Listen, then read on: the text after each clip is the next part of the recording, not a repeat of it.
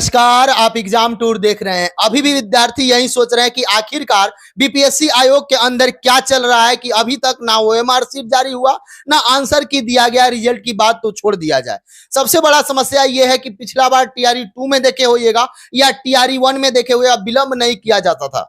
TRE 2 में तो इतना होता था, विद्यार्थी अपने घर तक ही नहीं पहुंच पाते थे, तब तक आंसर की मिल जाता था। कोई ऑटो में मिलाते थे आंसर, तो कोई ट्रेन में चलते चलते आंसर मिलाते थे। आखिरकार इस बार क्या समस्या है? मीटिंग होने वाला था, उसमें क्या हुआ, क्यों मीटिंग नहीं हुआ, सब कुछ चर्चा करेंगे। मेरे साथ नवीन सर है। सर, आपका स्वागत है एग्जाम। जी, बहुत बहुत धन्यवाद। सर, विद्यार्थी में पेशोपेश की स्थिति है कि आखिरकार आंसर की कब आएगा, ओएमआर शीट कब जारी होगा, बहुत समस्या चल रहा है। कोई आयोग से भी नोटिफिकेशन नहीं है कि अमुक डेट को दिया जाएगा या कब तक दिया जा सकता है। क्या कारण हो सकता है इन सारे चीज को लेकर?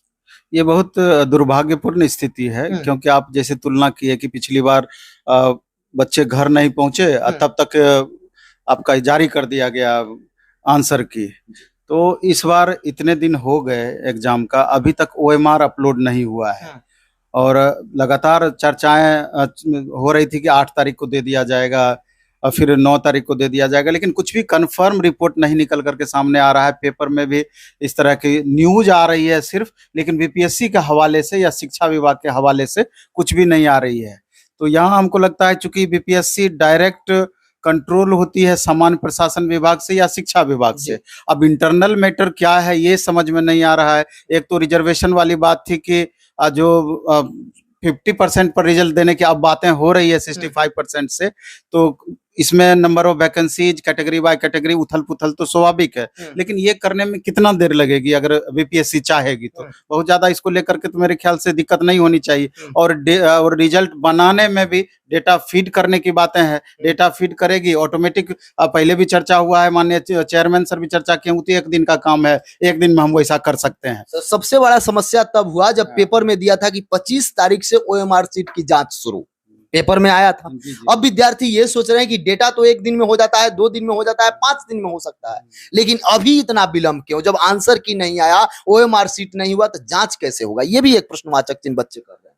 सवाल ये है, अब जैसे जो छात्र रिजल्ट का वेट कर रहे हैं, ज्यादा परेशानी उन छात्रों को है कि जिनको लग रहा है कि इस बार मेरा रिजल्ट निश्चित रूप से हो जाएगा, परफॉर्मेंस भी अच्छा दिए हैं और कमोबेश 1 नंबर 2 नंबर 4 नंबर से उनको लग रहा है कि मे भी हो जाए, मे भी छूट जाए। नया पढ़ने में भी मन नहीं लग रहा है, स्वाभाविक है मन नहीं लगेगा, अंदर से टेंशन बना हुआ है। टीआरई 2 में नहीं हुआ होगा, टीआरई 1 में नहीं हुआ होगा, इस बार अपना परफॉर्मेंस को सुधारे होंगे, मे भी कि उनको लग रहा होगा कि इस बार भी हम मेरे साथ परेशानी ना हो जाए। तो मेरा ये कहना है कि हमेशा हम एक बात बोलते हैं कि बहुत चीजें, बहुत बातें आपके हाथों में नहीं होती है। आप अपना कर्म कर दिए, आप अच्छे से मेहनत किए, एग्जाम भी अपने अनुसार बेहतर करने का एग्जाम में भी प्रयास आप किए, आप अपना कर्म कर दिए। अब रिजल्ट जब भी आएगा, हमको लगता है कि तनाव ना लेकर के आपको दोबारा से तैयारी में आपको लग जाना चाहिए, क्योंकि पढ़ा हुआ भी रहेगा। बाय चांस रिजल्ट आ गया तो इससे अच्छी बात है और क्या होगी। अब बाय चांस खुदा न खास्ते अगर रिजल्ट किसी भी तरीके से दिक्कत हुआ तो आपका टाइम वेस्ट नहीं होगा, क्योंकि जितने सारे प्रोसेस इसमें हैं, ओवरऑल प्रोसेस जैसे ओएमआर अपलोड होना, उसके बाद फिर आंसर की जारी करना, फिर दावे आपत्ति के लिए समय दिए जाएंगे, दावे आपत्ति छात्रों की तरफ से होगा, फिर फाइनल आंसर की जारी होगा, उसके बाद रिजल्ट बनेगा। तो इतने सारे प्रोसेस में हमको लगता है कि मे भी टाइम भी लग जाए, मे भी अगस्त लास्ट तक में रिजल्ट दे, मे भी कि सितंबर में भी ये मामला चला जाए।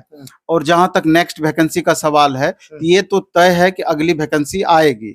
अब कितनी वैकेंसी आएगी, संभावित तो 1,60,000 बताया जा रहा है, लेकिन एग्जैक्ट तब पता चलेगा, जैसे चेयरमैन सर भी बोले थे कि जब टीआरई 3 के बच्चे ज्वाइन कर लेंगे, ज्वाइन करने के बाद वेरिफिकेशन का सारा प्रोसेस समाप्त होने के बाद, तब जब हमको फाइनल पता चलेगा कि कितने स्टूडेंट ज्वाइन किए, कितनी सीटें वैकेंट रह गई, उसके बाद हम टीआरई 4 की घोषणा करेंगे या उसका नोटिफिकेशन देंगे और ओवरऑल सीट हम अनाउंस करेंगे।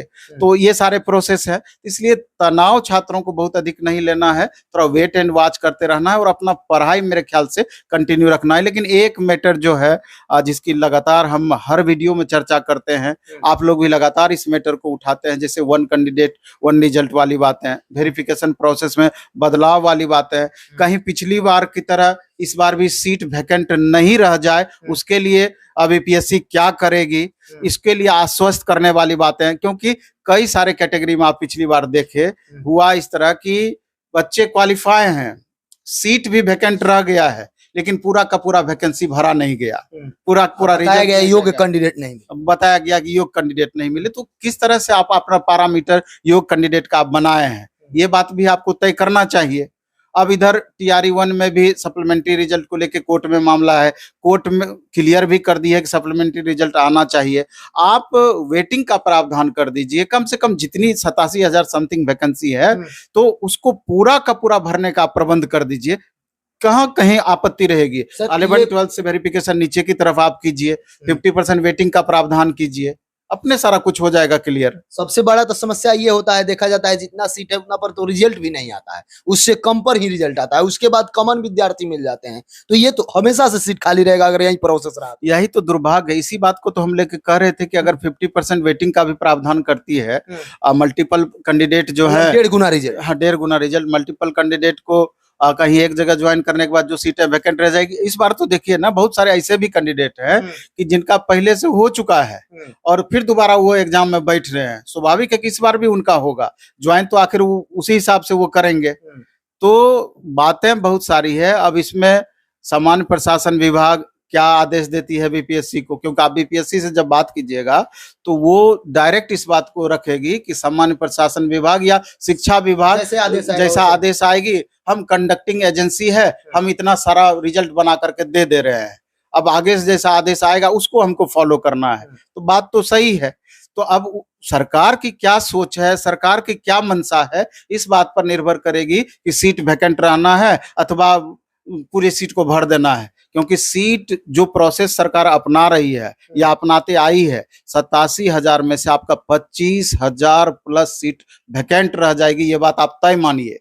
जो सारा प्रोसेस है कि इसमें जो मल्टीपल कैंडिडेट वाले बच जाएंगे, आफ्टर वेरिफिकेशन जो सीट खाली होगा वो बच जाएंगे, और बहुत सारे कारण होते हैं जो बाद में चल करके बच्चे छोड़ते हैं। तो सारे रीजन्स को अगर मिला दिया जाए 25,000 प्लस सीट वैकेंट रह जाएगी। सर क्या जिस तरीका से टीआरई 1 टीआरई 2 में किया गया वेरिफिकेशन जो प्रोसेस था कि रिजल्ट दिया गया, रिजल्ट के बाद ज्वाइनिंग भी करा दिया गया थोड़ा सा जांच पड़ताल करने के बाद, और उसके 6 माह बाद 2 माह बाद जांच किया गया तो कहीं से 2,000, कहीं से 1,000, कहीं से 500, कहीं से 300 विद्यार्थी बाहर हो गए। अभी तक पूरे देश में देखा जाए तो ऐसा कहीं भी ज्वाइनिंग लेटर नहीं होता, जब तक वेरिफिकेशन ना हो जाए तब तक ज्वाइनिंग नहीं दिया जाता है।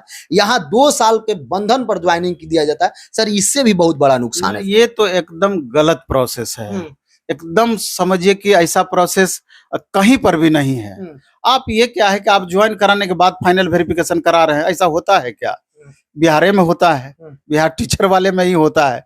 ये एकदम गलत प्रोसेस है। कहीं ना कहीं ये सारा कुछ जब आप देखिएगा ना तो लगेगा कि कोई सोची समझी साजिश के तहत इस तरह का काम किया जा रहा है, एकदम सोची समझी साजिश के तहत।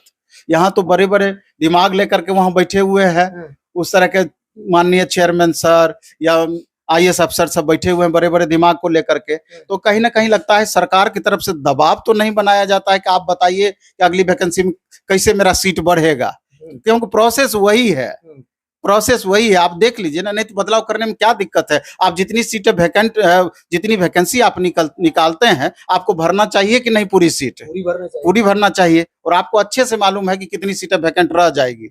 सर एक प्रश्न आप बोले कि आरक्षण को लेकर या उधर से कोई आदेश नहीं आया है जिसके कारण से रिजल्ट भले रुक सकता है, उसके कारण से, या कोई आदेश आएगा तो रिजल्ट, लेकिन आंसर की ओएमआर इससे क्या प्रभावित होगा? नहीं, सरकार की इच्छा शक्ति का कहीं ना कहीं अभाव है, यानी बहुत सीरियस इस मैटर को आप नहीं ले रहे हैं। नहीं तो अगर सीरियस लेते तो कैसे पहले सेम डे में निकल जाता था आपका आंसर की, सेम डे में क्वेश्चन पेपर अपलोड हो जाता था, आंसर की निकल जाती थी, इतने सारे प्रोसेस, रिजल्ट इतना जल्दी दे दिया जाता था। एस्टेट देखिए ना, 72 घंटा में रिजल्ट, 72 घंटा में रिजल्ट, 72 घंटा में एग्जाम एस्टेट का।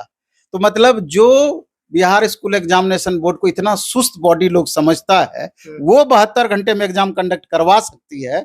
यहाँ तो बीपीएससी तो अपने आप में इतना एक्टिव बॉडी है, लेकिन इस बार उसका भी अभी तक रिजल्ट नहीं आया है स्टेट का। बोला जा रहा है कि 10 तक देखा जाए, क्या उम्मीद है 10 को आ जाएगा? देखिए दूसरा है क्या कि इसके रिजल्ट के बाद बहुत बच्चे, हालांकि उसमें बहुत ज्यादा प्रॉब्लम इसलिए भी नहीं है कि स्टूडेंट को पता है और चूंकि बहुत टफ क्वेश्चन भी नहीं होता है, तो उनको पता है कि हम पास करेंगे ही करेंगे, पास करने की मेरी गारंटी है, तो उसको लेके बच्चे तनाव में नहीं है। लेकिन रिजल्ट उसका भी आ जाना चाहिए था समय पर। तनाव में इस बात को लेकर के है कि इस बार एस्टेट कब होगा, जबकि अगस्त में एस्टेट एनी हाउ निकलना चाहिए था। अभी तक सुगबुगाहट नहीं है। बहुत बच्चे वेट कर रहे हैं कि अभी तुरंत एस्टेट आ जाती और एस्टेट का जल्दी रिजल्ट दे देती, तो हो सकता है कि टीआरई 4 हमारा पकड़ में आ जाता। क्योंकि बहुत सारे बच्चे जो 22-24 का पास आउट है, वो बच्चे एकदम वेट कर रहे हैं, क्योंकि उनको भी तो लगता है कि एक भी अच्छी वैकेंसी हमारी पकड़ में आ जाए, क्योंकि आगे किसी को भरोसा नहीं है कि कितनी वैकेंसी आएगी कि नहीं आएगी। बहुत सारी बातें हैं। सर, क्या टीआरई 3 राजनीति का भेंट चढ़ सकता है और टीआरई 4 में और विलंब हो सकता है क्या?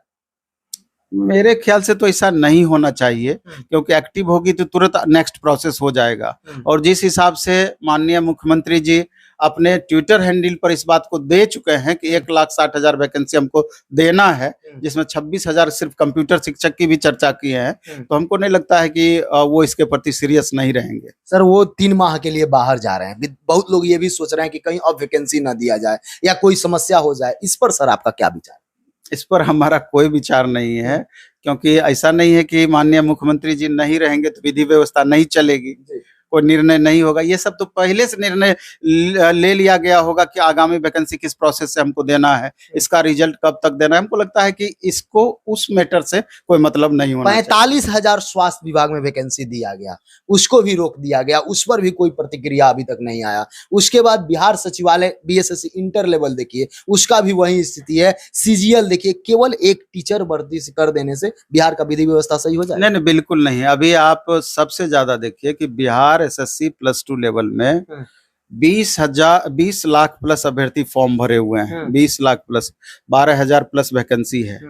तो इतना विलंब का क्या कारण हो सकता है, ये समझ में नहीं आ रही है। जबकि उसी समय बताया गया था कि 3 महीने के अंदर हम एग्जाम ले लेंगे, सारा प्रोसेस पूरा कर देंगे। कहीं पिछली बार वाली स्थिति ही ना हो जाए उसका कि 2014 में हम वैकेंसी निकाले और 2023 में जाकर के पूरा हुआ। पंचवर्षीय नहीं 10 वर्षीय योजना। तो स्टूडेंट को हमेशा ये सब संदेह की दृष्टिकोण से देखते रहते हैं। लेकिन अच्छी बात ये रही कि इस बार टीआरई 3 एग्जाम पूरी तरीके से फेयर रहा। अभी बिहार पुलिस का एग्जाम आप देख लीजिए, पूरी तरीके से फेयर रहा। तो ये जो प्रोसेस में बदलाव किया गया है, कहीं ना कहीं बहुत विद्यार्थी को राहत महसूस हो रहा होगा कि इतनी सीटें जो गड़बड़ होती थी, यानी कि गलत जगह चली जाती थी, तो कहीं ना कहीं वो जो रुका है, ये थोड़ा सा यहाँ पर राहत भरी खबर छात्रों के लिए है, राहत भरी स्थिति छात्रों के लिए है। मतलब 2-4-5 दिन में सब कुछ क्लियर हो जाएगा, होना चाहिए। तो देख सकते हैं जिस तरीका से चल रहा है अभी चर्चा, अभी कुछ उस पर क्लियर नोटिफिकेशन नहीं दिया गया, लेकिन शिक्षक भर्ती वाले विद्यार्थी वेट करें। 1 से 2 दिन में आपको कोई ना कोई न्यूज मिलेगा और आंसर की ओएमआर सीट को लेकर जो परेशानी है वो बहुत जल्द दूर हो जाएगी। यदि आप एग्जाम टूर पर नए हैं, चैनल को सब्सक्राइब कर लेंगे, लोगों में शेयर करेंगे। जय हिंद।